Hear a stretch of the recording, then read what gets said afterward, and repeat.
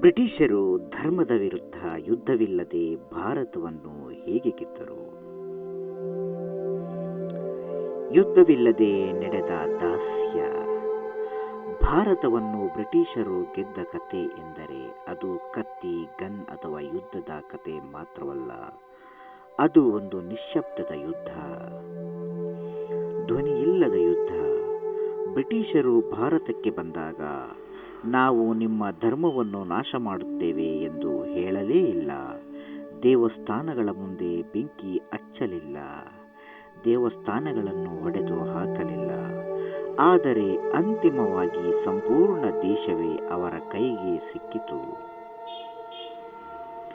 ಈ ಡಾಕ್ಯುಮೆಂಟರಿಯಲ್ಲಿ ನಾವು ಕೇಳಬೇಕಾದ ಪ್ರಶ್ನೆ ಇದು: ಬ್ರಿಟಿಷರು ಇಷ್ಟು ದೊಡ್ಡ ಸಾಮ್ರಾಜ್ಯವನ್ನು ಧರ್ಮದ ವಿರುದ್ಧ ನೇರ ಯುದ್ಧವಿಲ್ಲದೆ ಹೇಗೆ ತಮ್ಮ ಹಿಡಿತಕ್ಕೆ ತೆಗೆದುಕೊಂಡರು?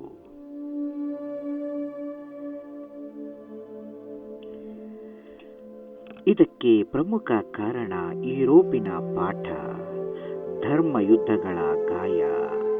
ಬ್ರಿಟಿಷರು ಭಾರತಕ್ಕೆ ಬರುವ ಮೊದಲೇ ಯುರೋಪ್ ಭೀಕರ ಧರ್ಮಯುದ್ಧಗಳನ್ನು ಕಂಡಿತ್ತು.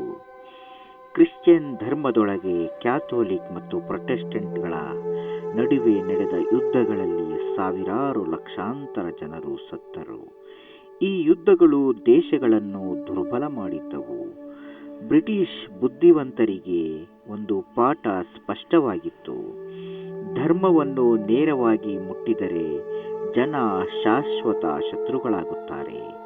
ಅದಕ್ಕಾಗಿಯೇ ಭಾರತದಲ್ಲಿ ಅವರು ಮೊದಲೇ ನಿರ್ಧಾರ ಮಾಡಿಕೊಂಡಿದ್ದರು, ಇಲ್ಲಿ ಧರ್ಮವನ್ನು ಮುಟ್ಟಬಾರದು ಎಂದು.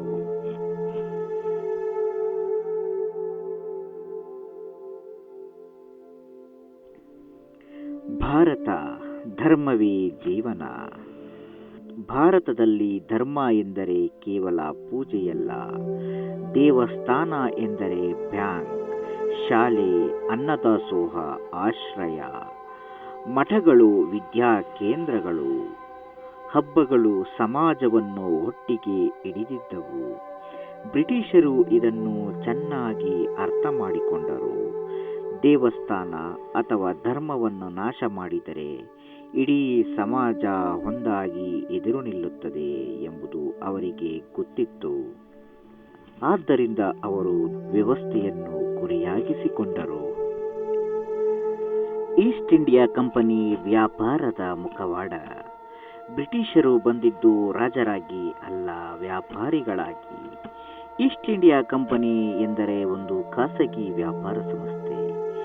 ನಾವು ಕೇವಲ ವ್ಯಾಪಾರ ಮಾಡುತ್ತೇವೆ ಎಂದು ಅವರು ಹೇಳಿದರು. ಆದರೆ ಆ ಕಂಪನಿಗೆ ಸೇನೆ ಇತ್ತು, ಗನ್ ಇತ್ತು, ಯುದ್ಧ ಮಾಡುವ ಅಧಿಕಾರ ಇತ್ತು. ರಾಜರಿಗೆ ಸಾಲ ಕೊಟ್ಟು ರಾಜರ ನಡುವಿನ ಜಗಳದಲ್ಲಿ ಮಧ್ಯಸ್ಥರಾಗಿ ನಿಂತು ನಿಧಾನವಾಗಿ ಅವರು ಅಧಿಕಾರವನ್ನು ತಮ್ಮ ಕೈಗೆ ತೆಗೆದುಕೊಂಡರು.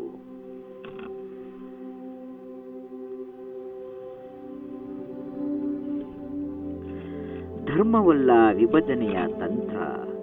ಬ್ರಿಟಿಷರು ಧರ್ಮವನ್ನು ಮುಟ್ಟಲಿಲ್ಲ, ಆದರೆ ಜಾತಿಯನ್ನು ಬಳಸಿದರು. ಜನರನ್ನು ಮೊದಲು ಜಾತಿಗಳಲ್ಲಿ, ನಂತರ ಉಪಜಾತಿಗಳಲ್ಲಿ ವಿಂಗಡಿಸಿದರು. ಸೆನ್ಸಸ್ ಮೂಲಕ ನೀನು ಯಾರು ಎಂದು ಪ್ರಶ್ನಿಸಿದರು. ನೀನು ಭಾರತೀಯನಾ ಎಂದು ಕೇಳಲಿಲ್ಲ, ನೀನು ಯಾವ ಜಾತಿ ಎಂದು ಕೇಳಿದರು. ಇದು ಬ್ರಿಟಿಷರ ಅತ್ಯಂತ ಬುದ್ಧಿವಂತ ತಂತ್ರವಾಗಿತ್ತು. ಭಾರತೀಯ ರಾಜರ ದೌರ್ಬಲ್ಯ. ಭಾರತದಲ್ಲಿ ರಾಜರು ಶೂರರಾಗಿದ್ದರು, ಆದರೆ ಒಗ್ಗಟ್ಟಿರಲಿಲ್ಲ. ಒಬ್ಬ ರಾಜ ಮತ್ತೊಬ್ಬ ರಾಜನನ್ನು ಶತ್ರುವಾಗಿ ನೋಡುತ್ತಿದ್ದ. ಬ್ರಿಟಿಷರು ಈ ಬಿರುಕುಗಳನ್ನು ಬಳಸಿದರು. ಒಬ್ಬನ ವಿರುದ್ಧ ಮತ್ತೊಬ್ಬನನ್ನು ನಿಲ್ಲಿಸಿ ಕೊನೆಗೆ ಇಬ್ಬರನ್ನು ಸೋಲಿಸಿದರು. ಧರ್ಮದ ಹೆಸರಿನಲ್ಲಿ ಅಲ್ಲ, ರಾಜಕೀಯದ ಹೆಸರಿನಲ್ಲಿ. ಕಾನೂನು ಹೊಸ ಆಯುಧ. ಬ್ರಿಟಿಷರು ಕತ್ತಿಯ ಬದಲು ಕಾನೂನನ್ನು ಆಯುಧ ಮಾಡಿಕೊಂಡರು. ನ್ಯಾಯ ಎಂಬ ಹೆಸರಿನಲ್ಲಿ ತಮ್ಮ ನಿಯಮಗಳನ್ನು ತಂದರು. ಹೊರಗೆ ನೋಡಲು ಧರ್ಮಗಳ ಪರ್ಸನಲ್ಲ ಉಳಿಸಿದಂತೆ ನಟಿಸಿದರು. ಆದರೆ ಅಂತಿಮ ಅಧಿಕಾರ ಬ್ರಿಟಿಷರ ಕೈಯಲ್ಲೇ ಇತ್ತು.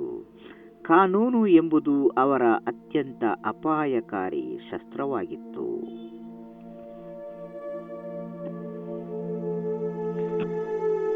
ದೇವಸ್ಥಾನಗಳನ್ನು ಯಾಕೆ ಮುಟ್ಟಲಿಲ್ಲ? ಬ್ರಿಟಿಷರು ದೇವಸ್ಥಾನಗಳನ್ನು ಒಡೆಯಲಿಲ್ಲ, ಆದರೆ ದೇವಸ್ಥಾನಗಳ ಭೂಮಿಯನ್ನು ಕಿತ್ತುಕೊಂಡರು. ಇನಾಮ್ ಭೂಮಿಗಳನ್ನು ಸರ್ಕಾರದ ವಶಕ್ಕೆ ತೆಗೆದುಕೊಂಡರು. ದೇವಸ್ಥಾನ ಉಳಿದಿತು, ಆದರೆ ಅದರ ಶಕ್ತಿ ಕುಂದಿತು. ಇದು ನೇರ ದಾಳಿ ಅಲ್ಲ, ನಿಧಾನ ಹಿಂಸಾಚಾರ. ಶಿಕ್ಷಣ, ಮಿದುಳಿನ ವಶಪಡಿಸಿಕೆ. ಮೆಕಾಲೆ ಶಿಕ್ಷಣ ನೀತಿಯ ಉದ್ದೇಶ ಸ್ಪಷ್ಟವಾಗಿತ್ತು. ಭಾರತೀಯರನ್ನು ಭಾರತೀಯರಂತೆ ಇರಿಸದೆ ಇಂಗ್ಲಿಷ್ ಮನಸ್ಸಿನವರನ್ನಾಗಿ ಮಾಡುವುದು. Indian in blood, English in thought ಎಂಬುದೇ ಗುರಿಯಾಗಿತ್ತು. ಧರ್ಮವನ್ನು ನಾಶ ಮಾಡದೆ ಆತ್ಮವಿಶ್ವಾಸವನ್ನು ನಾಶ ಮಾಡಿದರು. ಸುಧಾರಣೆಯ ಮುಖವಾಡ. ಸತಿ ನಿಷೇಧ, ಬಾಲ್ಯ ವಿವಾಹ ವಿರೋಧ ಇವೆಲ್ಲವೂ ಮಾನವೀಯವಾಗಿ ಸರಿಯಾದವು. ಆದರೆ ಬ್ರಿಟಿಷರು ಇದನ್ನು ಬಳಸಿದ್ದು ನಾವು ರಕ್ಷಕರು ಎಂಬ ಇಮೇಜ್ ಕಟ್ಟಿಕೊಳ್ಳಲು. ಜನರಿಗೆ ತೋರಿಸಿದರು, ನಿಮ್ಮ ಧರ್ಮ ಕ್ರೂರ, ನಾವು ಮಾನವೀಯರು ಎಂದು. 1857 ಧರ್ಮ ಮುಟ್ಟಿದ ಕ್ಷಣ. 1857ರಲ್ಲಿ ಮದ್ದುಗುಂಡುಗಳಿಗೆ ಕೊಬ್ಬನ್ನು ಬಳಸಲಾಯಿತು. ಈ ವಿಷಯದಲ್ಲಿ ಅವರು ಧರ್ಮವನ್ನು ಮುಟ್ಟಿದರು. ಆ ಕ್ಷಣವೇ ಭಾರತೀಯ ಸೈನಿಕರು ಒಂದಾದರು. ಇಂದು ಮುಸ್ಲಿಂ ಭೇದ ಇಲ್ಲದೆ ಹೋರಾಟ ಶುರುವಾಯಿತು. ಇದು ಬ್ರಿಟಿಷರಿಗೆ ಎಚ್ಚರಿಕೆ ಗಂಟೆ. ಧರ್ಮ ಮುಟ್ಟಿದರೆ ಏನಾಗುತ್ತದೆ ಎಂಬುದನ್ನು ಅವರು ನೇರವಾಗಿ ಕಂಡರು. 1857ರ ನಂತರದ ಪಾಠ. 1857ರ ನಂತರ ಬ್ರಿಟಿಷರು ಇನ್ನಷ್ಟು ಜಾಗರೂಕರಾದರು. ಧರ್ಮವನ್ನು ನೇರವಾಗಿ ಮುಟ್ಟಬಾರದು ಎಂಬ ನಿಯಮವನ್ನು ಗಟ್ಟಿ ಮಾಡಿಕೊಂಡರು. ಇನ್ನು ಮುಂದೆ ಮನಸ್ಸಿನ ಮೇಲೆ ಯುದ್ಧ. ಇತಿಹಾಸ ಬರವಣಿಗೆ. ಇತಿಹಾಸವನ್ನು ಬರೆದವರು ಗೆದ್ದವರು. ಬ್ರಿಟಿಷರು ಭಾರತೀಯ ರಾಜರನ್ನು ಕ್ರೂರರಾಗಿ ಚಿತ್ರಿಸಿದರು. ತಾವು ಮಾತ್ರ ನ್ಯಾಯಪ್ರಿಯರಂತೆ ತೋರಿಸಿಕೊಂಡರು. ಪಠ್ಯ ಪುಸ್ತಕಗಳ ಮೂಲಕ ತಲೆಮಾರುಗಳ ಮನಸ್ಸನ್ನು ರೂಪಿಸಿದರು. ಮಠಗಳನ್ನು ಹೊಡೆಯಲಿಲ್ಲ, ಗುರುಗಳನ್ನು ಕೊಲ್ಲಲಿಲ್ಲ, ಆದರೆ ಅವರ ಆರ್ಥಿಕ ಶಕ್ತಿಯನ್ನು ಕಡಿತಗೊಳಿಸಿದರು. ಸಮಾಜದಲ್ಲಿ ಅವರ ಪ್ರಭಾವ ನಿಧಾನವಾಗಿ ಕುಂದುತ್ತಾ ಹೋಗಿತ್ತು. ಬೇರೆ ಆಳ್ವಿಕೆದಾರರು ಯಾಕೆ ಹೀಗೆ ಮಾಡಲಿಲ್ಲ? ಮೊಘಲರು ನೇರ ಆಳ್ವಿಕೆ ಮಾಡಿದರು, ಆದರೆ ಬ್ರಿಟಿಷರು ಮನಸ್ಸಿನ ಯುದ್ಧ ಮಾಡಿದರು.